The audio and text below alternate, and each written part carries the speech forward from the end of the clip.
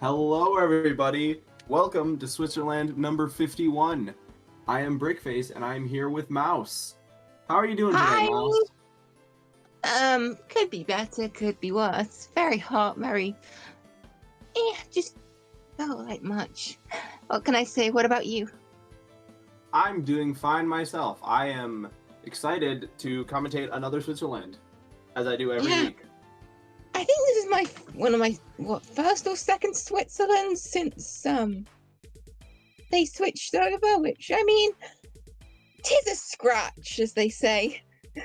This is at least your second, because I remember my first week commentating, I was with you. Oh, no. By second week, I mean second week under the new schedule. I've been here like a hand. But yeah, I believe this used to cast at 6:30 p.m. and now it's 1:30 a.m. So pretty stark difference there, my friend. Yeah, I don't think it's changed since my first week. It's been rather static. Anyways, our first match is going to be Team Snivy against Team Outburst, with Snivy and Jin Aizawa 42, or Nova Nightshade. I feel like that's a Persona reference. Wait, is that their team name? There's too many names in Sendu. You can literally name yourself anything. Yeah, well, without profanities. Oh, and Moku is back. I'm on the computer, I'm sorry. I lost track of time. You can take a break. Moku, we've got the first game. You need it. Okay. All right. It's Moku. I mean, I don't mind a bit of... But yeah, this is the first round of Swiss, so things are going to be very balanced. The audience don't know, in Swiss, you typically have the strongest against the bottom two, so it's 1 versus 6, 2 versus 7. So it's going to be very tough, but maybe there's going to be an upset. Snivy with the end zap. And, Jin A42 playing the... I think those are the light Tetradulies? Correct. Sprinkler Zipcaster.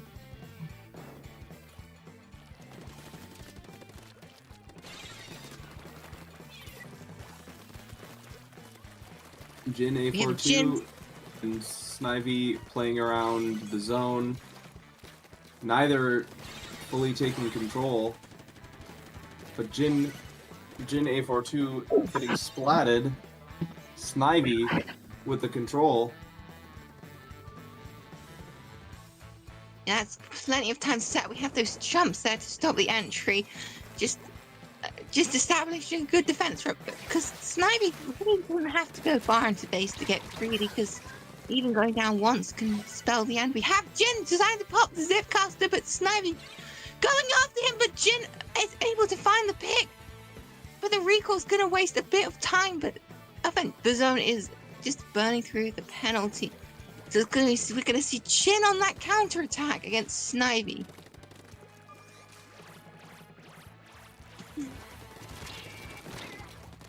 Jin A42 moved out of position by the auto bomb. We've got the lead exchange, and the chumps will be going to the zone.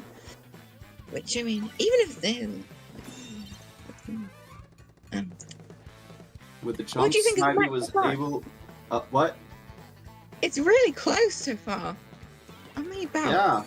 Yeah. The players are just trading zones, both getting their counters down. Oh!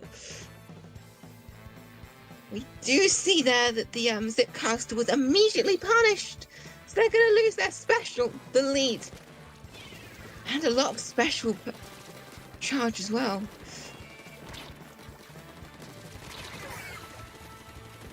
Ivy with another kill. It looks like that's going to be all the of end. himself, still captured. Jin's trying to rush towards the zone, but with only 2 seconds left. extra wipeout for good measure. Snivy takes game 1.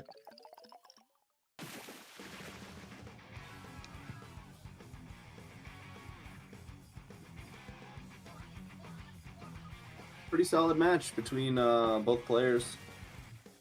Yeah. Zip is a really risky special, especially since you don't have teammates to like distract. But on the other side, you don't have enemies trying to shoot you down. You just have the one.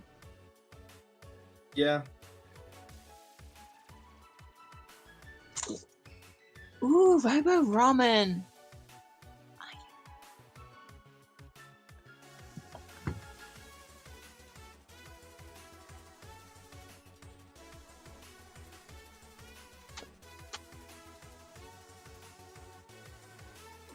How many times have you played on Robo?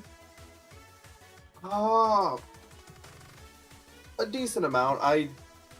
The rotations I play just conveniently don't have Robo Ramen in them that often. I don't know. I feel like I just never see it in rotation. Oof, I'm lucky. I play on Bluefin too much. I feel like every third rotation is Bluefin for me, and I don't know how that happens. And it looks like we have a fellow little rodent guest. Moku! How are you doing, Moku?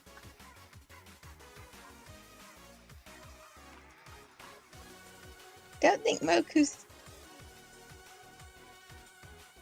Hold on. I got a good way to test if they're active. Ahem! Oreo mint chip! Damn! Nothing? That normally gets... I think you should check the commentator backstage. Oh. I'll do this set. And then... I mean, I don't mind doing it. I don't know. I don't think Taki wants 3, but...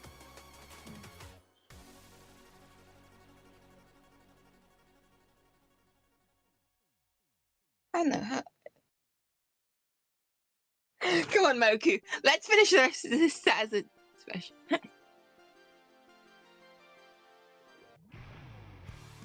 We're going into our second game of the set. I wonder if they've changed weapons. Oh, they have got...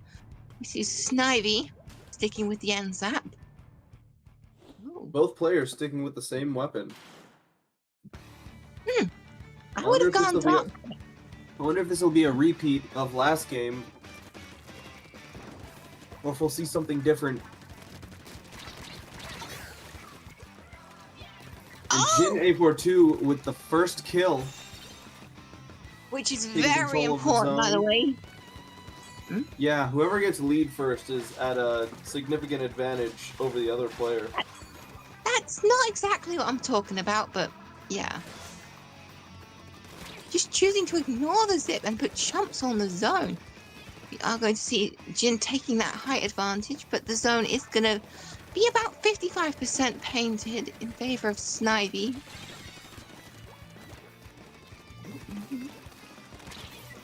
A42 is keeping the zone, not letting Snivy get any capture.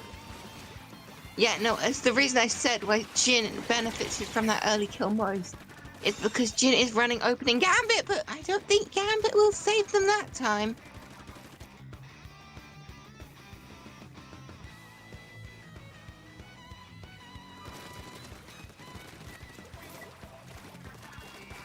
Jin A42, looks like they're planning something. But what? Might be playing some mad defense, keeping Jin A42 out of there. And both players trade. Unfortunately, that is beneficial to Snivy, since obviously Jin cannot contest the zone. Snivy taking that lead back, but they still could win it.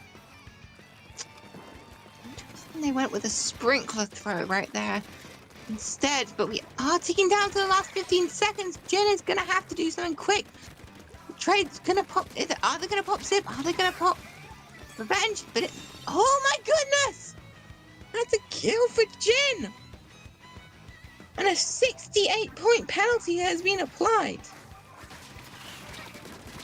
It's gonna take a lot for Snivy to go through that penalty. Well, they did it.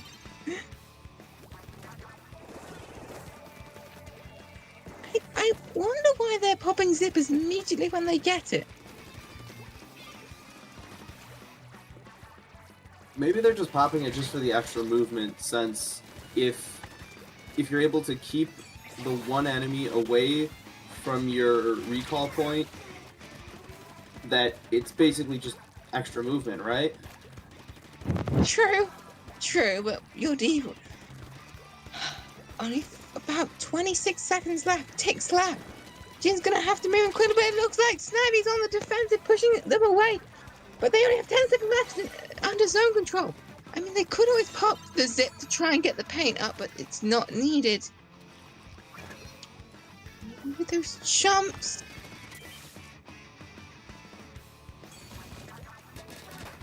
Snivy just seems to mostly put them on zone. But you can't knock a tried and trusted strategy. Oh no! Another failed zip.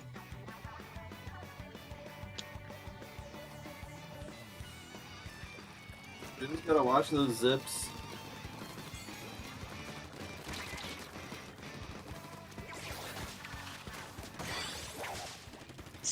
Oh, or as well. Just guess by that how much.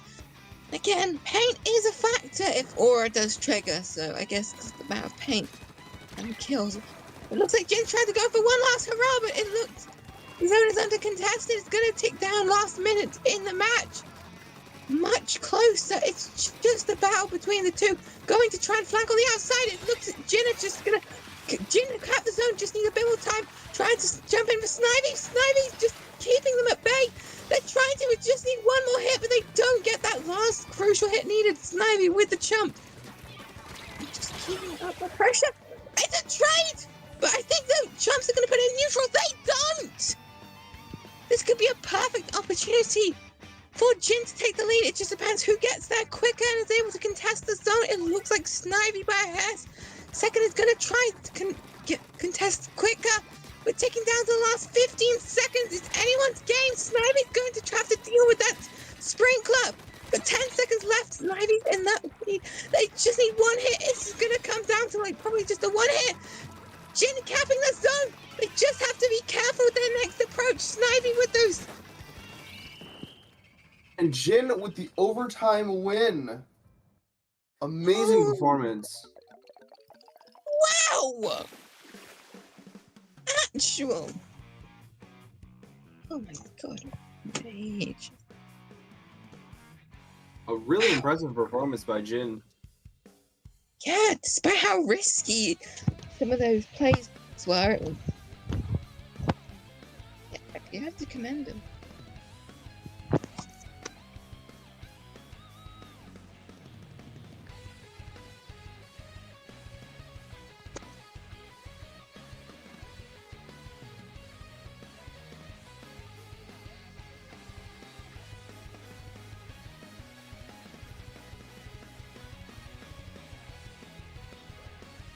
Well, we wait for the next match. What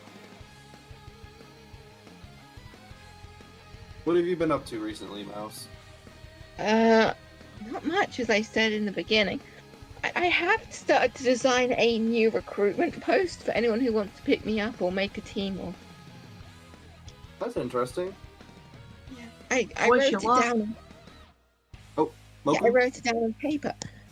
Yep, I'm alive. Pocopia had me in a chokehold. It took my Switch time for me to go like, oh no, I'm late. Oh. Yeah, but it looks like for the next match only, you'll have all three of us coming. What a treat! Yep. Double threat. I wonder if Moku will get to experience the same. I do remember they did a couch casting at the Shark Tank I won, so that was fun. Yeah, I did. Wait, Moku, was you on the couch cast? Yeah, it was really fun. Yeah. I bet you're really proud for. I was. it's TV Time actually. I think it's TV Time did win the recent Shark Tank. So, congrats to them. They did deserve the win. That makes you scream.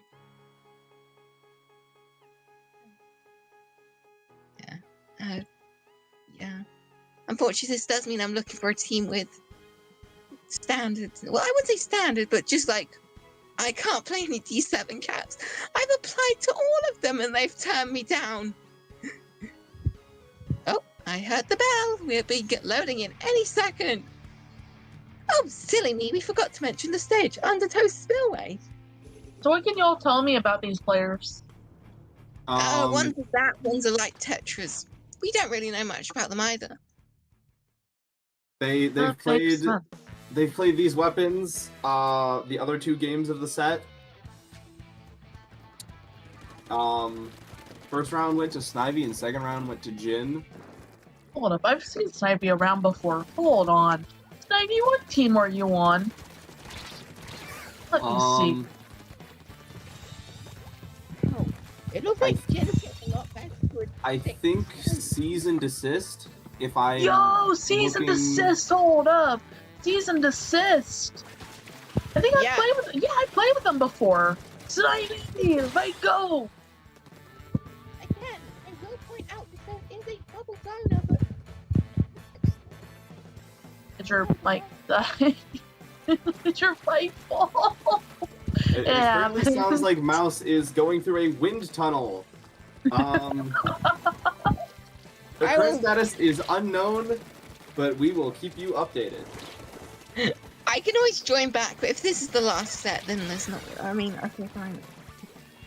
It looks like there's going to be a little bit. Yeah, I don't think I'm going to be. Well, I'm only going to be here for not much longer, and it looks like this match isn't going to be much longer. As Snivy's going to have to deal with one last step goes out, and they fail. Jin looks like it's going to win the match, and that's a huge upset. Wow!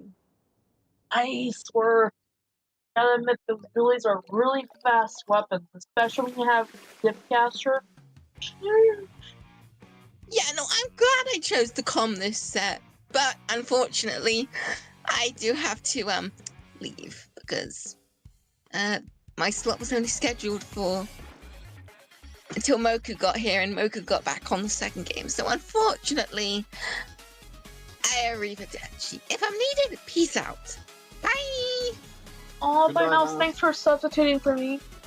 Yeah, no, it was fun to try and do a 3-person commentary. That was fun. Yeah, thanks for taking over. It was. Thank you. I wish we should do more in the future, but nah, we should. We should. I'm out of mid-chip ice cream.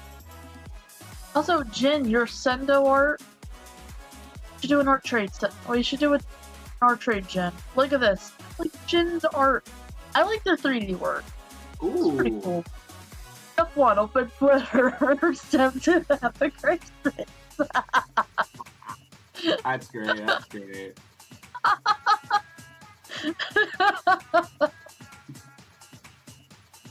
Oh, great. I love it. Very good 3D art by Jin. I think with that, we should go to break now. Yes. So, Don't go anywhere. We'll see you in the second round.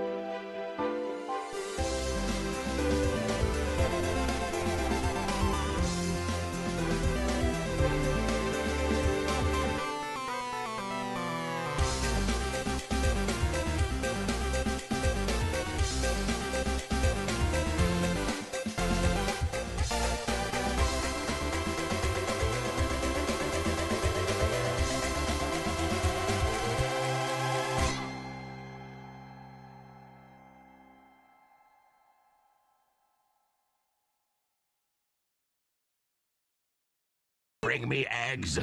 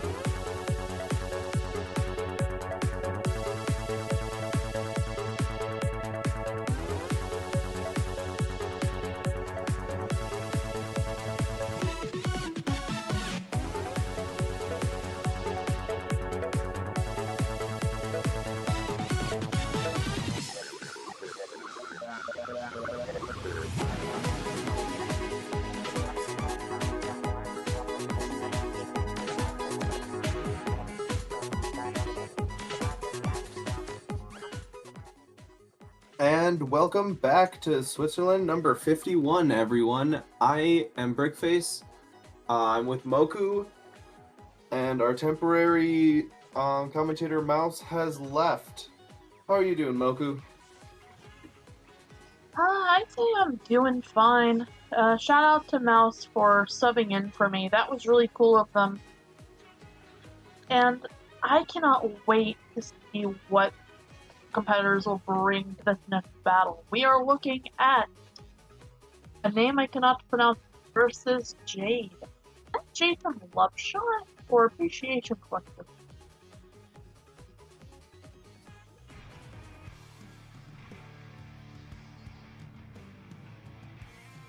That is Jade from... Of course, you're gonna have this player card in the way.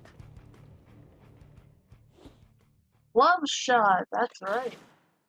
Door versus Slosher, and my cat wants to go out of my room again. No funny.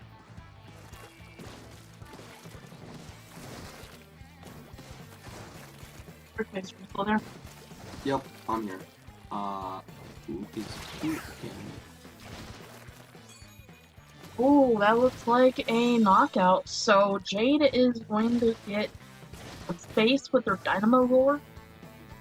Dynamo Roar is really diabolical, especially when you bring a Slosher into the mix here. It's looking kind of hairy for our Slosher friend. Yep, Jade is keeping the momentum going with that Dynamo. Indeed.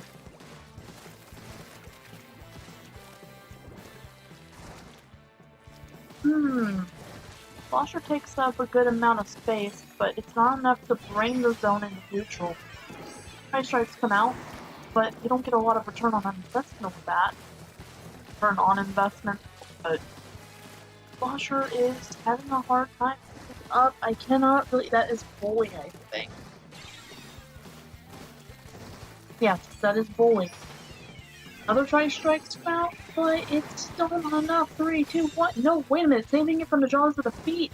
Slosher ends up pulling it back from the brink, which forces Dynamo Roar to go on retreat.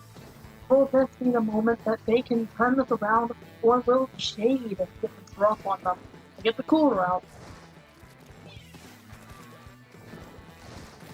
Yeah, Jade was really keeping, we'll just say all the love on the defensive with just the amount of paint that they were putting down.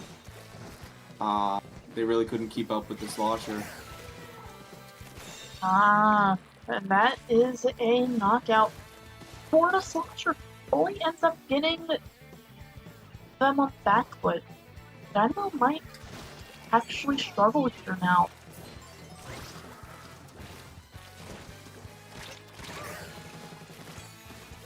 That is another wipeout for Jade. What do you think? What do you think's gonna happen here? Well, I think the match is set. I'd say so. Not really enough time for anything to happen. Oh, I can't say there is, but it was really cool the way it happened. Yeah, Because I I was thought really the thinking Dynamo- Jade had that one. Yeah, same here. Of course, my cat is like,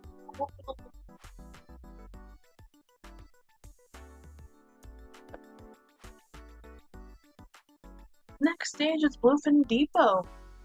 What do you think with this? I have been... I play on this stage too much. I don't know. I feel like every third rotation I'm playing on Bluefin. I don't know how it happens. But at least it's a good map and I like it. So I'm no complaints here. That is so real. Alright, getting right into it. Bluefin Depot, Bully versus Jade. Jade to go against a hero shot. And we see the return of the Dynamo Roar. English is horrible.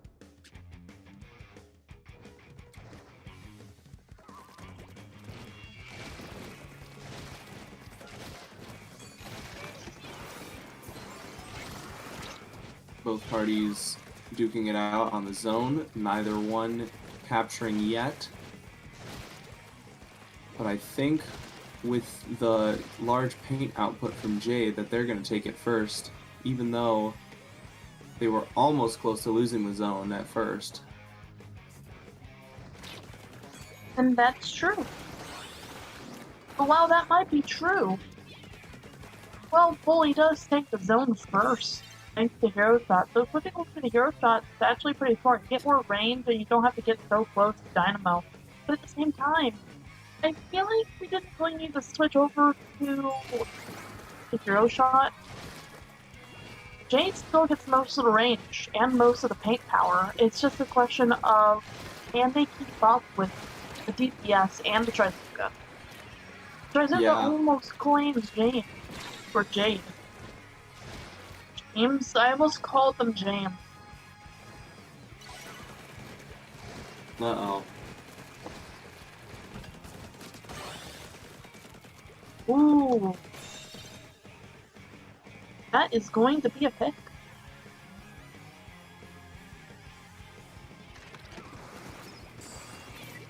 Bazooka ends up not getting any return on investment as Jade makes it out alive. My screen keeps staggering, so it's kind of awkward for me to commentate over that. But 20 ticks and counting, Jade has not gotten a single point on the board for space. Yeah.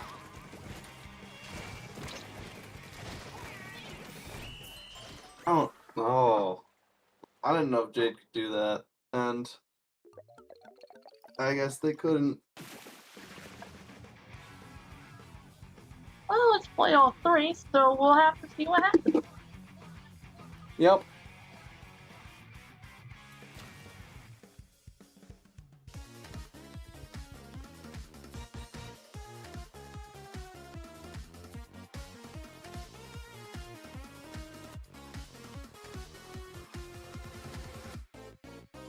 Well, you could say that I was gonna go with a pun, but it didn't really happen.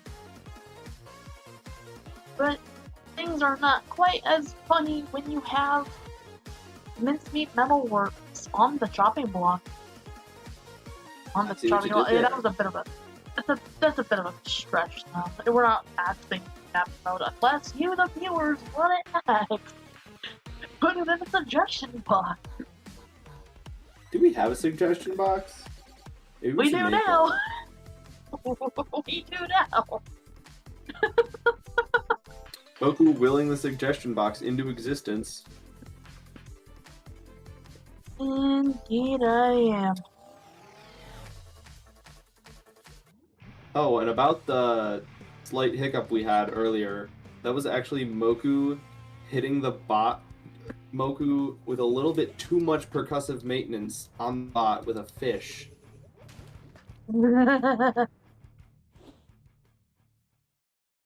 We got Squeezer and S-Blast.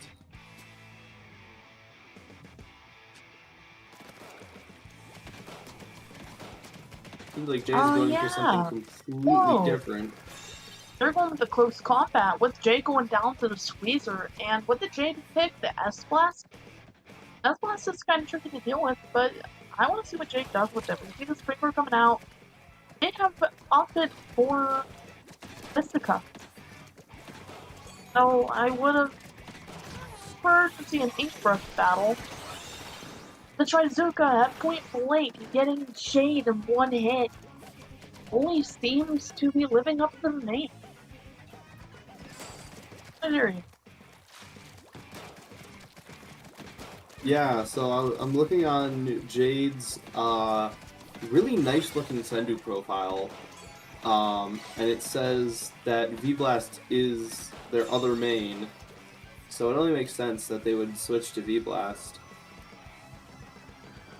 I'd say it Two does very make different sense. weapons, but I guess they make it work. That's all you can do. Have Shark Slider, Shark comes out, wipe out 4, Bully again. Jade cannot seem to catch a break. What do you think Jade will have to do differently? Ooh. With S-Blast, try and go for those one-shot kills. First of all. And, yeah, go for those one-shot kills, and just get good positioning on their Reef Slider, I think. Oh, like Jade can't really catch a break. But it seems like he can't seem to get a pick anywhere. Ooh. That's gonna be game for Bully. GG's both players. Yep.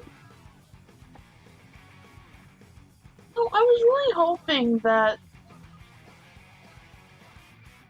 I was low-key hoping that Jade could get it, but it happened. I think Bully kind of had a stronger approach, like faster and Yeah, I can see what that. other word? Like they just always knew where Jade was at all times. As if Bro was being... I'm not actually making that accusation, but it would be fun. It would be hilarious if you were. Sorry, what was that? You seemed to cut out. I was saying that it would be funny if... Never mind, the joke's already passed. Oh well. And with that, I think we should go to break now.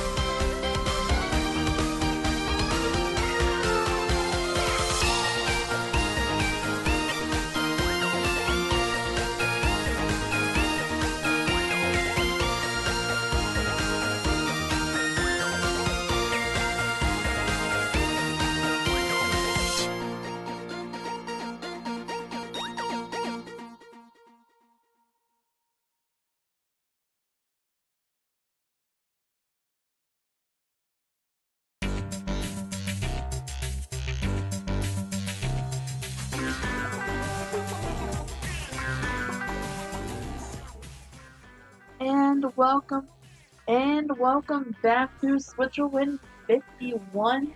I'm still Mofu, and I'm still joined with Brickface. I'm still Brickface. We went to the company cooler and talked about the team. Yeah, over break we all went to the company water cooler and got a drink at Switzerland HQ, which is a totally real place. You know, it would be pretty cool if the water cooler actually cooled the water. Did we even have it plugged in? You know, I should go check. Knowing Yoshi God last time she was over there, I would venture to guess no. It's not still plugged in. Nah, that would do it. That would do it. I like how Yoshi is catching stray. She's not even here. We're just.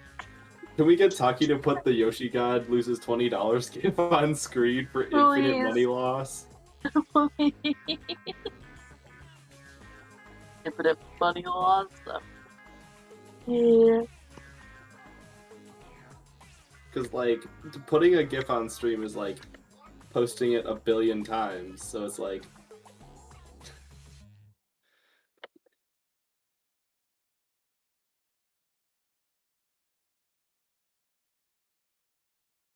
Yeah, despite how well Switzerland 50 went, I think unfortunately we will not be getting an official Inksite sponsorship yet, which is a tragedy. Oh. No sponsorship? That's the main. Well, seems like we can't focus on that right now. We have a crab leg 2 capital with Blob Blubber and Splotcher. Blob Blubber's an interesting pick. Blob Blubber is gotta be. Shout out Blob Blubber. Gotta be like top 10 most controversial weapons. Not even top 10, like top 5. I feel like everyone hates this weapon, but like, I don't know. Since all of the nerfs, I feel like it's just fine. What do you think, Moku?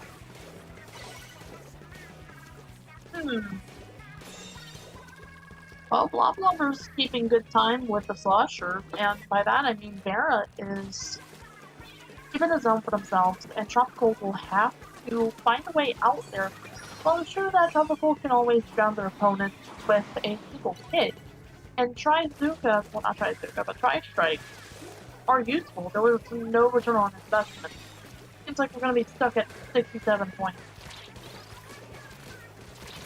The meme, you cannot escape the meme. Ooh. Maybe Tropical has what it takes to get us out of the unfunny number, as we may call it. I don't think so. And by that, I'm not trying to detract from that, but the funny number is always going to be there no matter what. Not in this game, but in general. Like, when you go to pump gas and somebody puts in 2067 before you and your kid's at the well, I don't have it. That's not here nor there. I'm glad it's dying. No, it's dying. We have to revive it. We are not reviving 6-7. Vera's going for that. Well, actually, no. It's Tropical going for that knockout. We want the knockout and the lockout, but Vera is trying to avoid it. They're launcher, man. Okay, we're just ledge peeking like Smash Bros. Come on, Tropical. That's what happened. But it's already at the end. Ooh. RIP.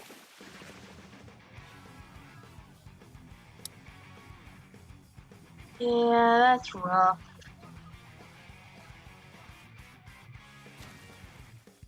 Tropical with the first win of the set. I'd just like to point out that Tropical is using the new Splatoon Raiders splash tag banner, and I think that's cool. Oh yeah, they are.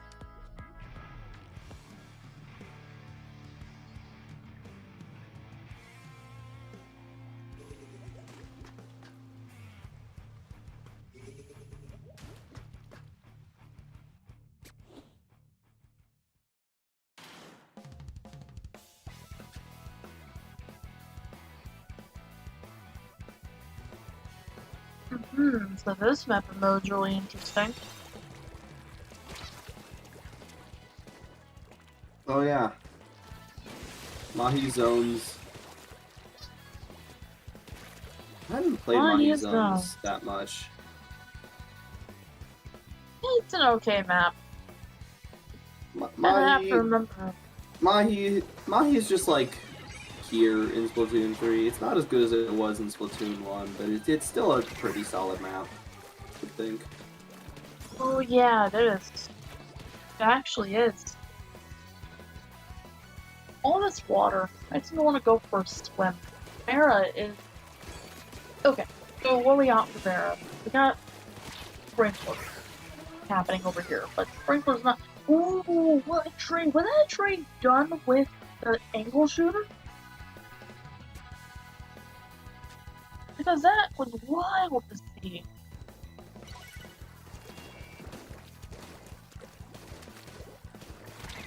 Oh, Tropical has a huge lead. Oh. Vera captured zone just long enough to get a huge amount of points on Tropical that they gotta work through before they can actually start scoring some real points. It's gonna keep Vera in the game a lot longer.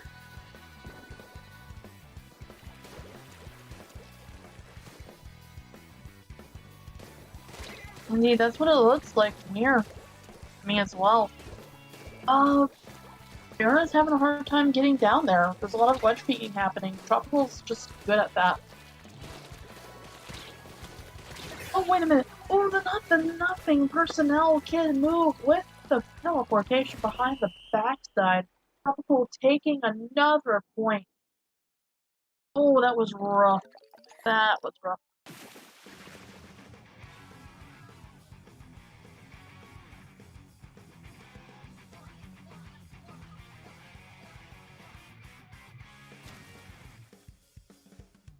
You know, I keep looking on Sendu, and I keep thinking Tropical's profile picture is... I keep thinking it's Susie from Deltarune, but it's not when I look closer. Oh, what is it then? I don't know what it is. I haven't seen it. Nothing I know about.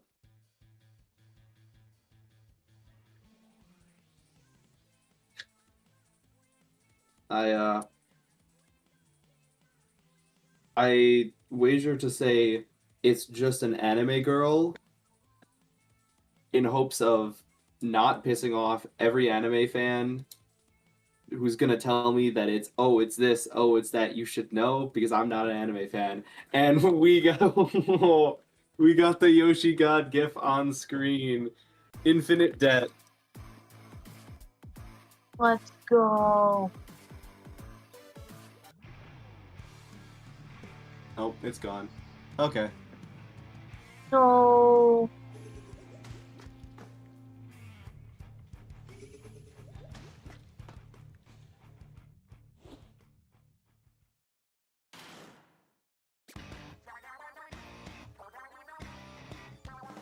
And This is my favorite map in the mode. This is the best mode for brushes. Pump Back Pump Track is an absolute great map, especially in Splatoon 2. I had recently gone back to playing Splatoon 2, and this map is so much bigger on the inside. Like, it just feels more gigantic. Don't you think? I don't know. I've never really felt like that. I feel like it feels the same size in both games. I don't know if that's just me, or maybe I'm missing something.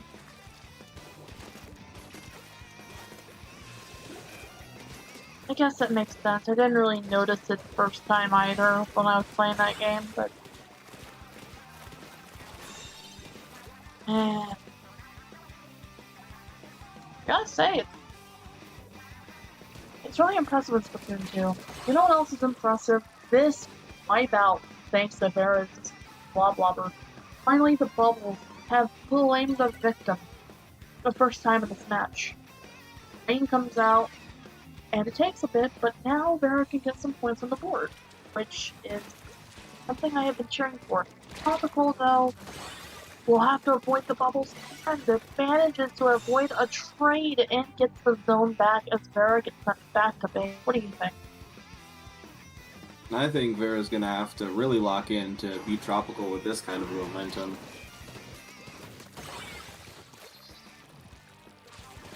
Ooh. It's looking pretty hairy for Vera out here. Yeah. Tropical's getting to the end of their extra points. Are about to start really scoring. However, Vera takes control. Can start finally scoring for themselves.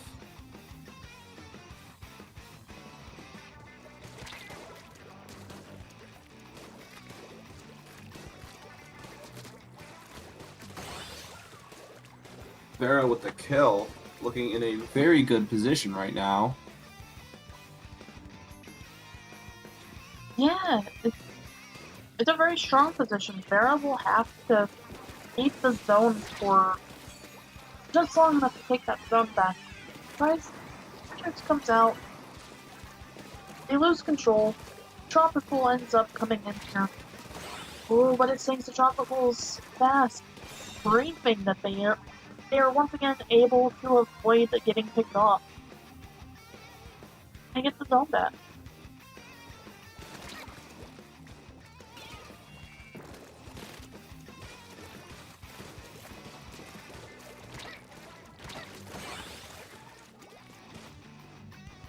Oof, seems a little rough out there for Vera.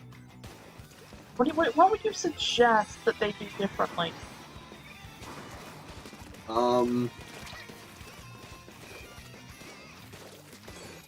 I would think they almost have what they need.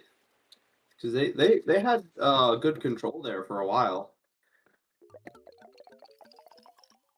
But unfortunately, the match goes to Tropical again. That makes sense.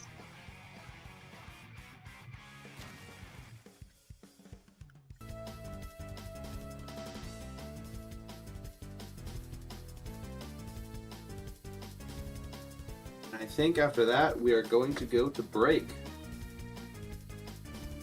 Alright, don't go anywhere. We'll be back with more Switzerland in a bit. Drink some water, don't take my stamina.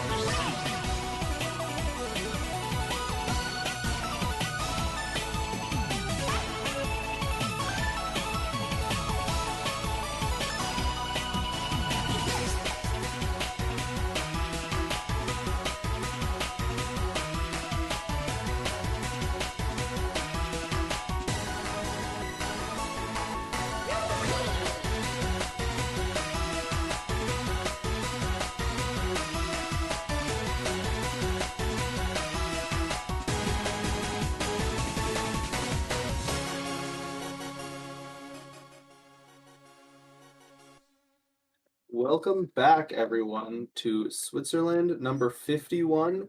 I'm still Brickface, and this is still Moku. How you doing, Moku?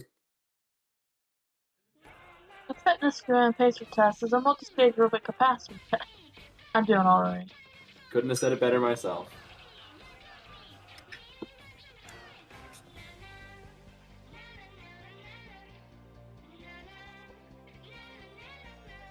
Alright, So we're gonna be commentating Lenny and Oreo.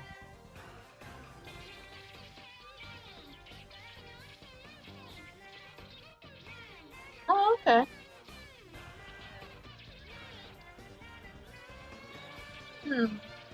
What do we know about them? Let's see what I can find off of their Sendu profiles. Lenny has E-liter 4K scope and Sniper Raider 5H on their profile. This appears to be their first Switzerland.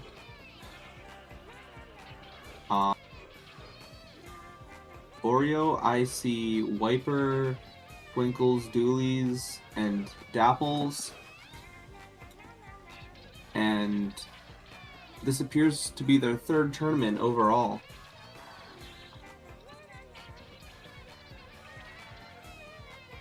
Interesting.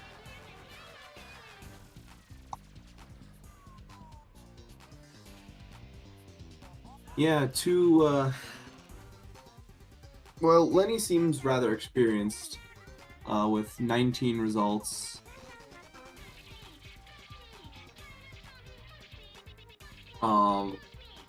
Both are new to Switzerland.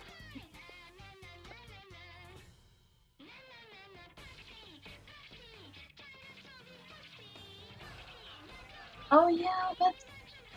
I wish good luck to both teams. It's really exciting when you see new folks in Switzerland. Yeah.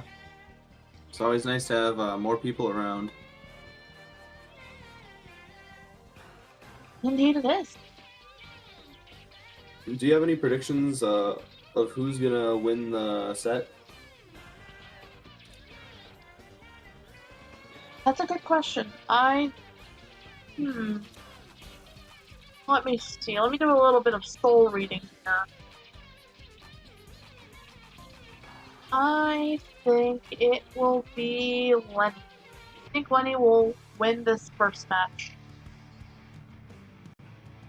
I think so too.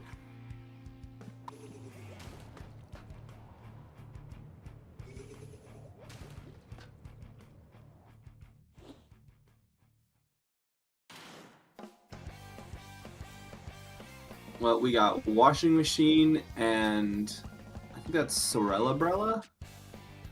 I still got numbers weapons.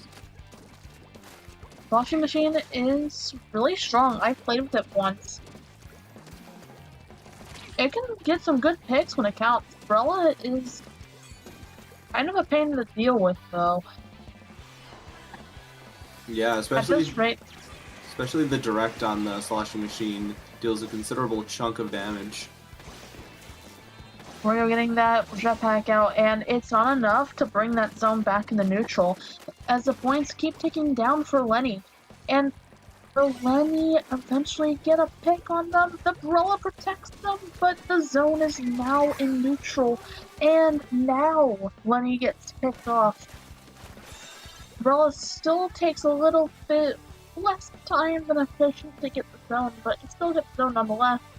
I feel like he's going to go for that walkout. As the bomb comes out. Ooh, nice spy tracking from Lenny.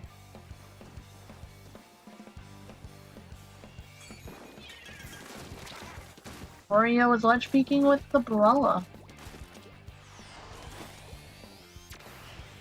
Oh, we got that Booyah Bomb coming out for the zone here. Jet, it's another pick.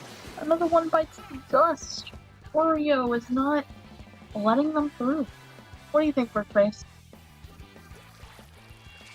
I think Lenny is on the defensive here. Oreo certainly are. with a chokehold on the zone. That's not enough to get the first match. That Brilla is a pain in the tail to deal with. Even brushes and other good weapons like Slushy Machine and 52 Gal struggle against Brilla.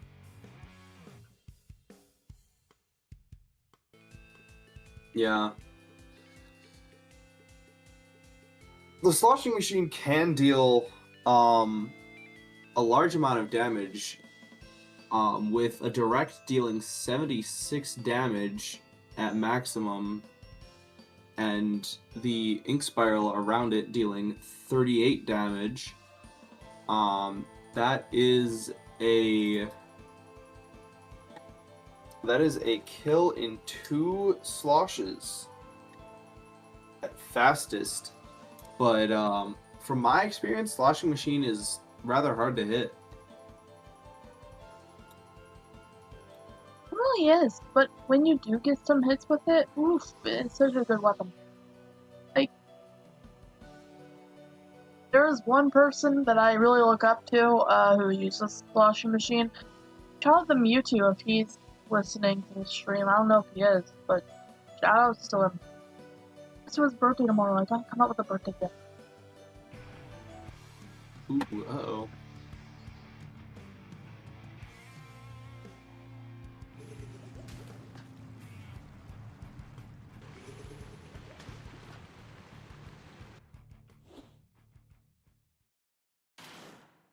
Alright, cargo hold. Let's see what's going on here.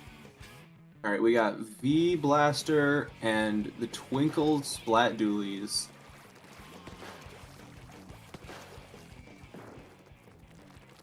Those dualies are very... What's the word? Gosh, I can't... The word right now. Evasive. And the tail to deal with. The blaster is great with ledge peeking. There's that at least, but dualies have a lot of things to work with, at least in terms of best and just dodge rolls in general. So it's up to the blaster to figure out where their opponent is. And Lenny is doing a good job at guarding the zone, but it takes a few hits, and that would just be it for the zone, at least until Lenny gets back out there. Yeah. Get the money. Get Lenny is playing mad zone defense Ooh. right now. They are not letting go. Indeed, and Lenny might go for a lockout. But don't overextend, otherwise you might get picked off. Oh, if you overextend with double bubble. Whoop. Double bubble trouble. But Oreo sneaks away and captures the zone.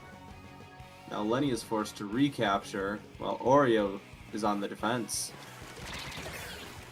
Oh, and that is the pick that we've all been dreading here, folks. Oreo just ends up taking back the zone. I'd imagine that they'd put up a pretty good defense against Blaster. But Blaster can get a few good picks. I mean, we see this chicken out here about to explode. Doesn't get anybody, but it's there. And Oreo gets another pick on Lenny. Won't be long now before the lead gets switched, but Lenny has one more shot.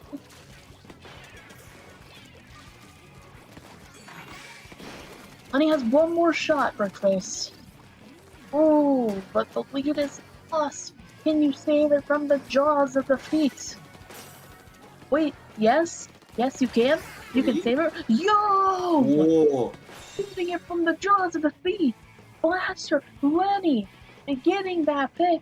You just have to hold on for 57 plus 12 more ticks. I can't do the math on that, but you're in a pretty good spot, but you're also in a very precarious one. You're just going to have to start soul reading Oreo if you want to get the win.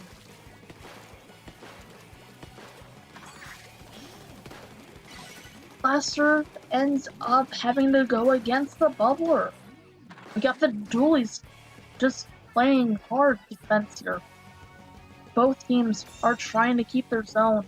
Lenny takes it back.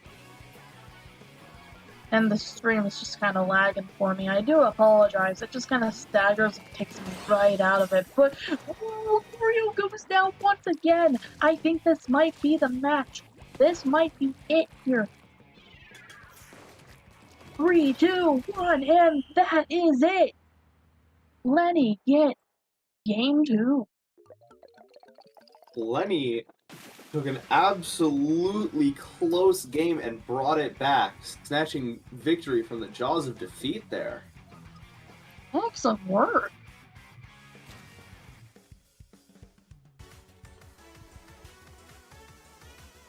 Man, whenever I hear snatching victory from the jaws of defeat, I just can't help thinking about snatching defeat from the jaws of victory.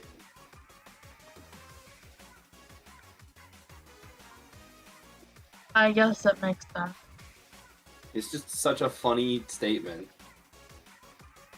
Like, PlayStation no longer producing discs anymore. They just snatched defeat from the jaws of victory.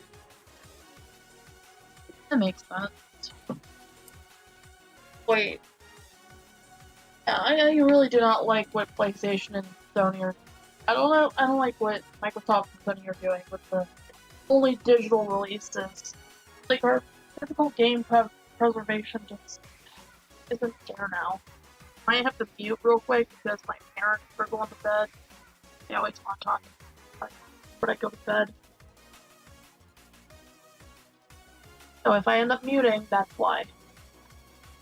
Alright. Yeah. Like, Microsoft and Sony have been like the good guys compared to Nintendo for the past few years, but like just the last 2 years, like Microsoft and Sony making terrible decision after terrible decision. Nintendo is seeming like the good guy for once.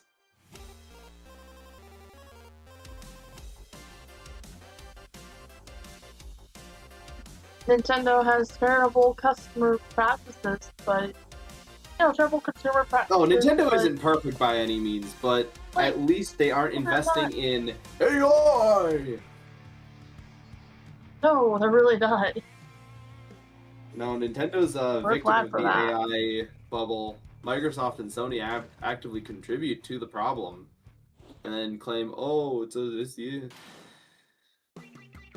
I'm not getting into this right now. Yeah, I don't want to get into this right now. I'm just gonna start spitting and shitting everywhere. Oh, interesting pick. We got the spotlight coming out for Oreo. Oreo respects Lenny enough to... Wait a minute. Hold on. I can't read from this side. Lenny has the spotlight. Despite winning last match, they at least respect Oreo's pick.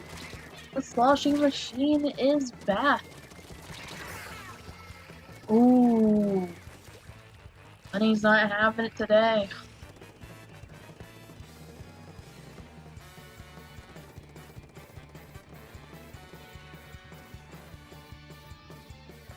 Oh, let's see here. Lenny with There's a good wave position. breaker coming out.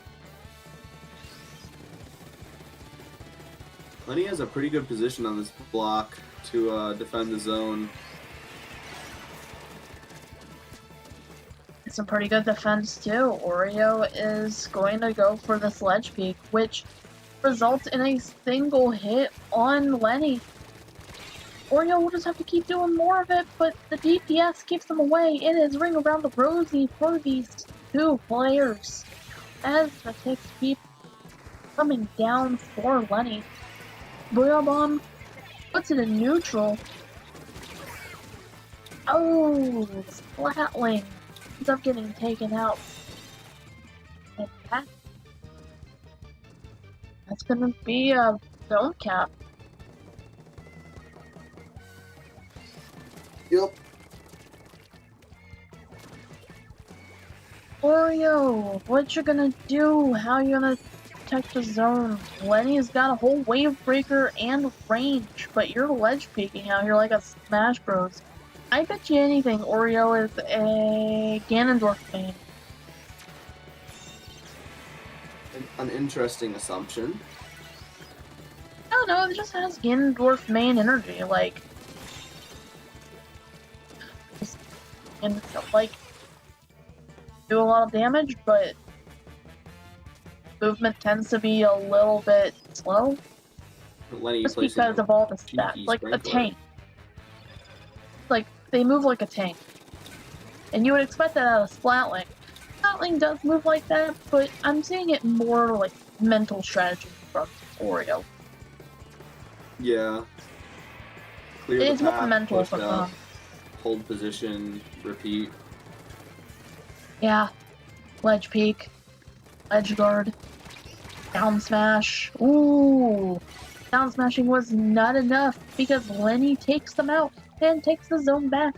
You control the stack, you control the match. What do you think, Lenny? Do we ledge peek here? No, or you're gonna try to rain it down on them. Try to make the ink rain down on Oreo. Oreo's just avoiding it though.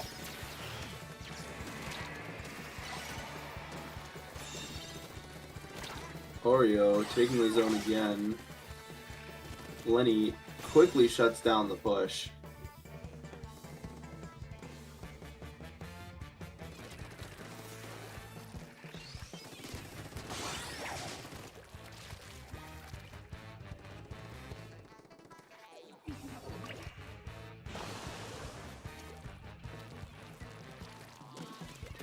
Lenny still keeping the zone.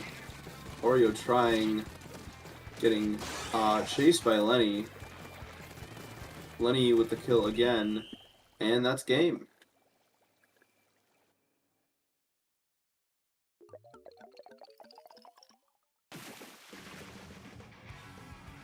GG's both players, and Lenny ends up taking the set. Who cheer are you from anyways? I gotta know now. I don't see what team you're from, but you do have a blue sky. And a blue sky gets followed. See, I see. How many people are you following on Blue Sky? Everyone. That's a If lot. you have a blue sky, you get followed. Simple as that. And that was the last round of Swiss. With that, we will be going to break, swapping commentators, and then we'll be starting bracket. Y'all will be in great hands. We've got some lovely commentators coming your way. And where can the lovely people find you, Ricky? Sorry, I just hiccuped. People can find me here at Switzerland basically every week. I'm not really online publicly aside from this. Where can we find you, Moku? You can find me on Blue Sky at MokuDraws1020.bsky.social or at bsky.social. Y'all can find my TikTok at Moku8386 where y'all can find the plays that I like the best and I just put them there. Which reminds me, I'm gonna end up posting one night. Anyways, within the next 30 minutes. Anyways, y'all have a great rest of your tournament. Y'all will be great hands. Have a good night and stick around for more Switzerland 51 coming your way. Good luck to everybody who made bracket.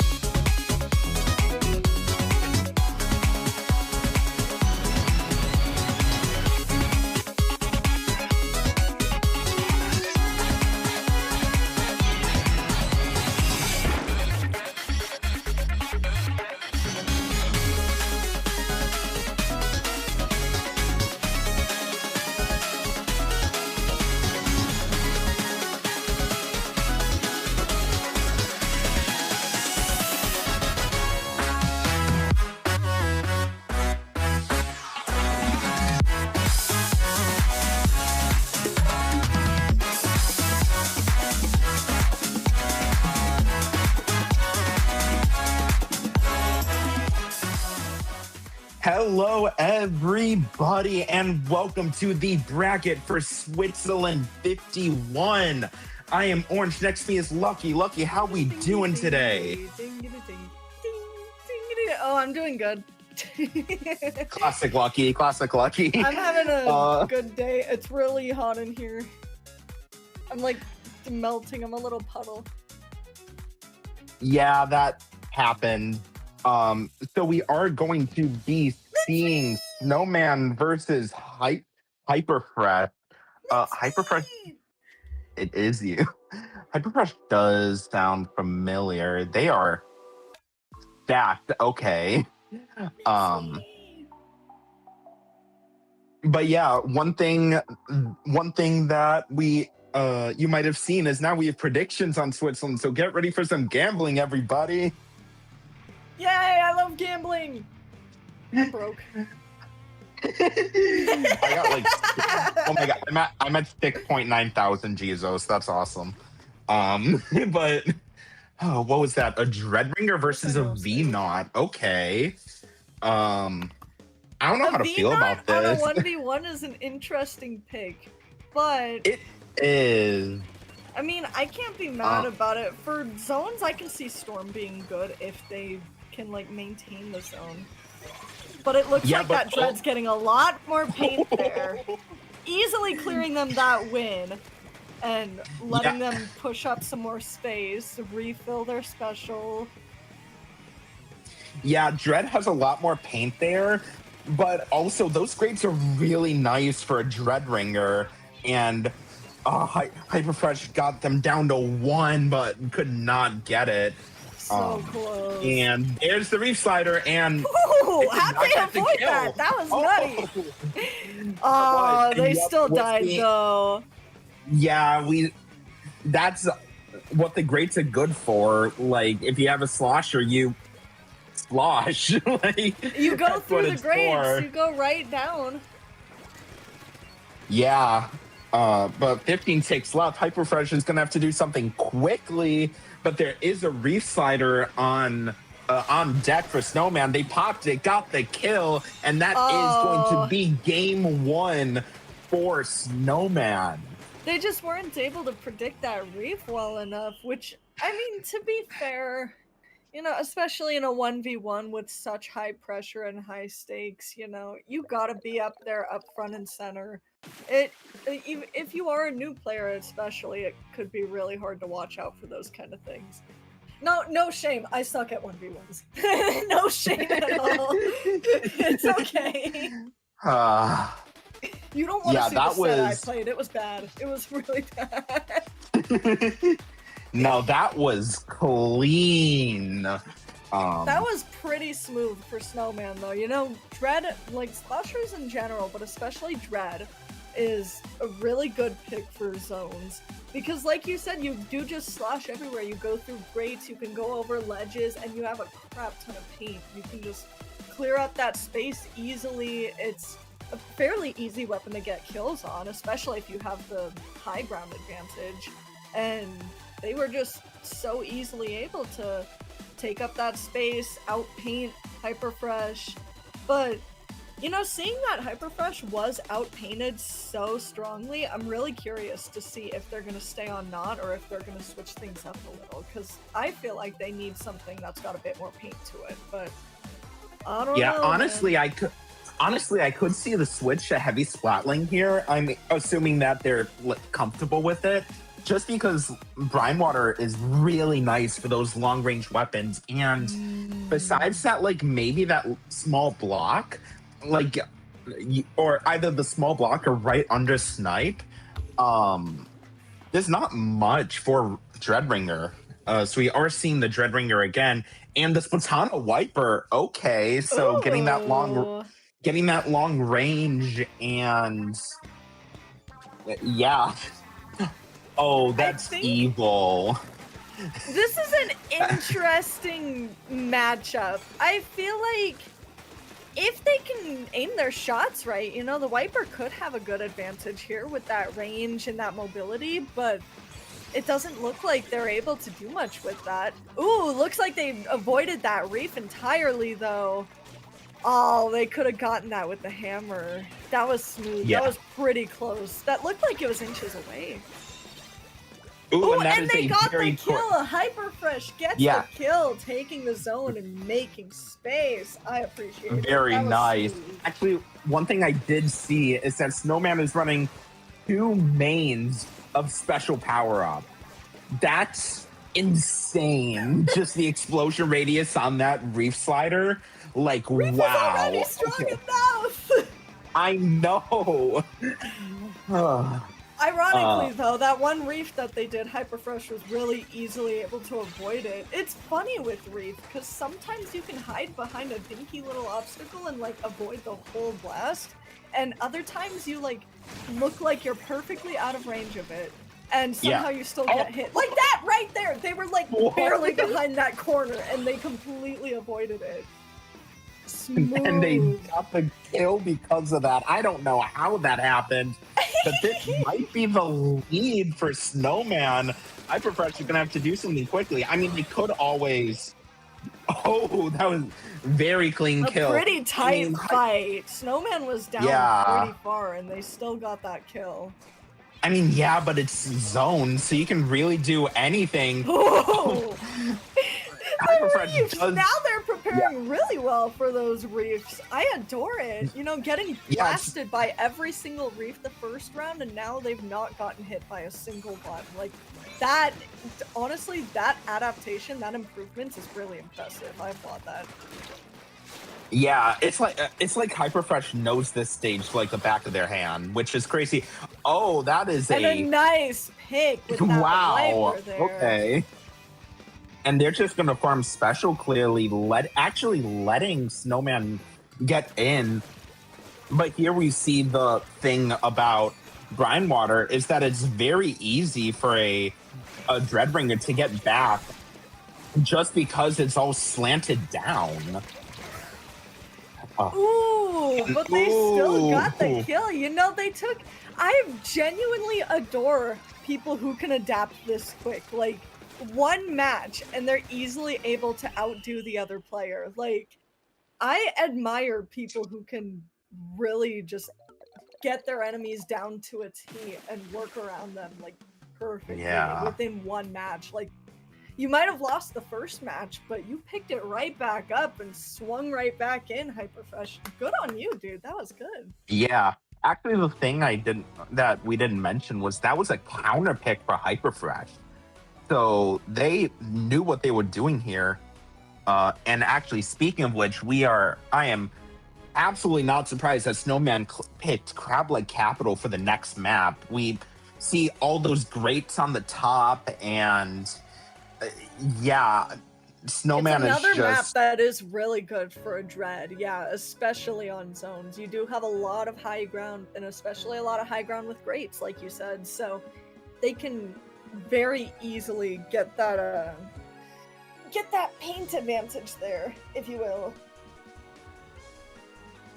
Yeah. I wouldn't be... I'm absolutely seeing Hyperfresh on... Snowman on Dread still. We'll see what Hyperfresh goes to. I'm not actually too sure what they're going to pick. I'm a firm believer in if it works, do it. Speak of the devil. See, that's what I mean. It works. They got proof it works, and they're going right in with it. They're going right back in with that Splatana. They know they can do that, and so they're gonna make damn sure they get that win, or at least they're gonna try their hardest. And you know, see, in the last round, I feel like it could be either or. Yeah. Would have been a close pick there, but Snowman used that reef to easily counter it just as they reached half health and saved themselves. I applaud that. Smooth, quick reaction. Yeah, and Hyperfresh... Ooh, I was about to say Hyperfresh is being moved really far back, but no, they get a kill and they can do whatever they want now. With only one health left, too. Yeah, and they are going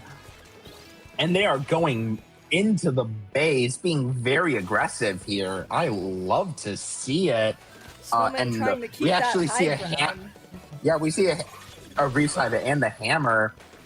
Oh, Good pinch with that reef. They got they got Hyper Fresh stuck in the corner, and we're just able to pinch them off there with that reef, because there's nowhere to really go when you're pinched back that far. So, you know, they're learning. Hyper Fresh likes to run from their reefs. They picked a good spot to do it, so they can't get away. But it looks like they got away with just barely 1 health left. Yeah, and even though you might not normally think this is Hyperfresh's special is pretty much useless against a reef slider, because if you pop hammer while Snowman has a reef slider, well, you can't do anything about that if you're Hyperfresh. So they really only have their main and their sub while Snowman has special. Speaking of which, Snowman just got an excellent kill. 19 ticks left. Hyperfresh is going to have to do something quickly. They're going to have to rush in so quick, but unfortunately, they just don't have the time to pull that off. Yeah, no, that is going to be 2-1 for Snowman. Hyperfresh's counter pick. So wow. Their counter pick did make things a lot more even, though. You know, on that knot, I could tell they were having a really hard time even, like, getting really anything done. But, you know, once they read their opponent, they learned they learned their opponent to a T. Then they were just, they knew what they were doing. They pulled out that Splatana, and they went straight to work. And, you know, even if they lost that last match, I genuinely am I'm just impressed seeing that adaptability, seeing how quick they got through that and figured out, oh, so this is how they play, this is how I'm gonna play and how I'm gonna get back at them. Yeah, they're both learning each other's play styles very quickly, which is impressive to say the least. Realizing this isn't a best of 3 anymore. I forgot it's not. No. We still get a little bit more to go. Yeah. Listen, last time I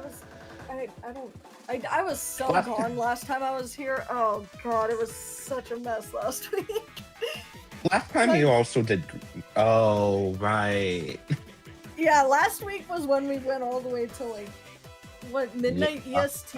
It was, I think it was later than that. I was looking at it. I remember like seeing it around the end. I was on a different PC with my friends, and I just checked my YouTube, and I was like, they're still fucking streaming, and I was just like praying for you guys. I felt so bad. It was so rough. No, thankfully that was the one Switzerland in the past like 3 months I wasn't able to cast.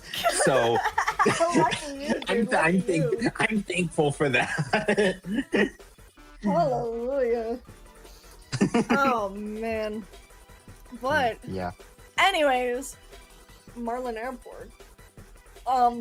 You know, I'm not the biggest fan of Marlin Airport, but that's because, like, you know, as a backline especially, it's a really weird map to push past mid on. Like, I have to get as close as the front lines in order to push up into their base, and it's just not.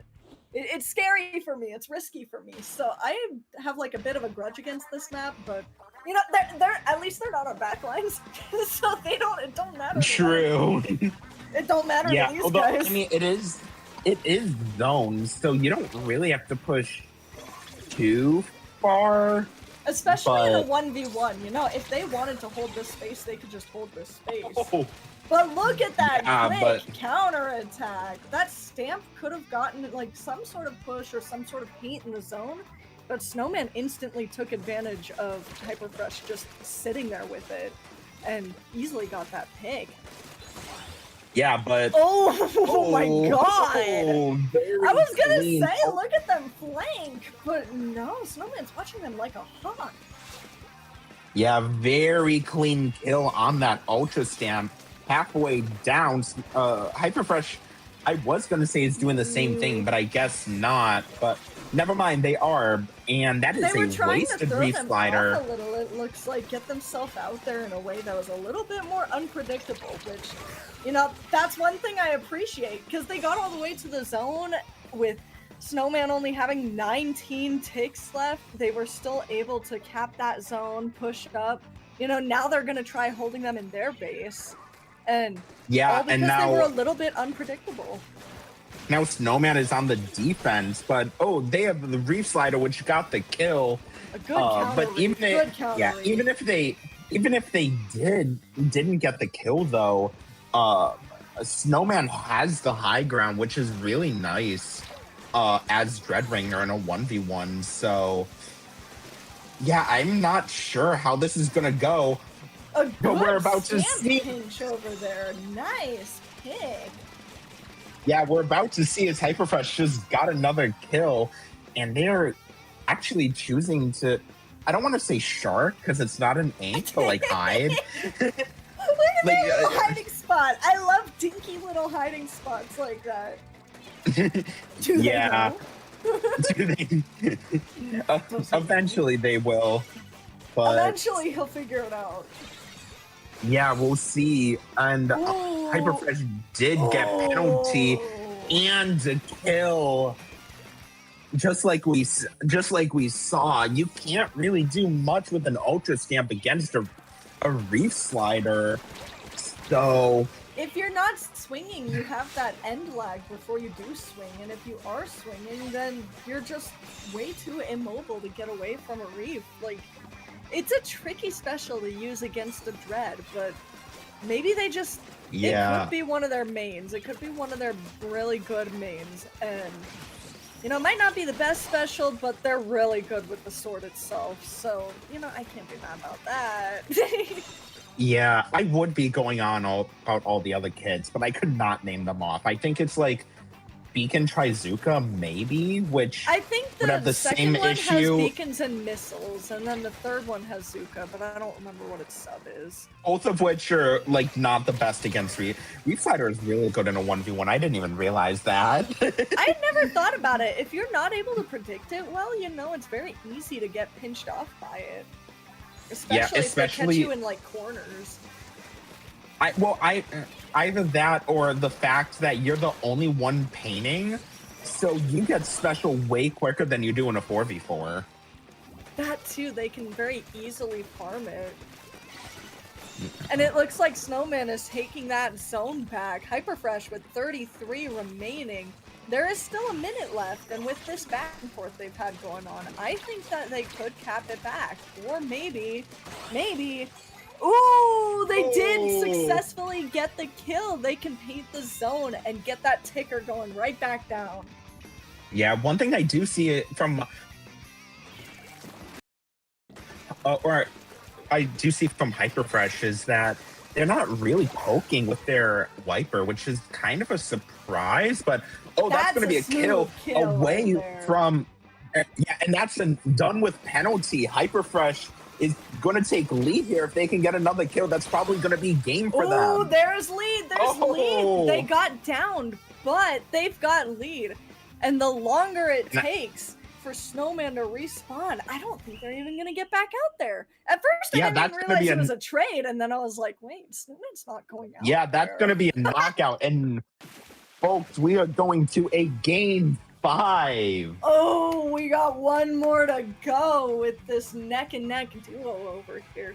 I didn't even realize they traded at first at the end, and I was like, oh, you know, Snowman could cap that back and like push overtime, but Snowman was dead too. I was like, oh, oops. Well, that's game. That's all, folks. Yeah, it's been very back and forth, so it's just crazy. I don't know. But Snowman does have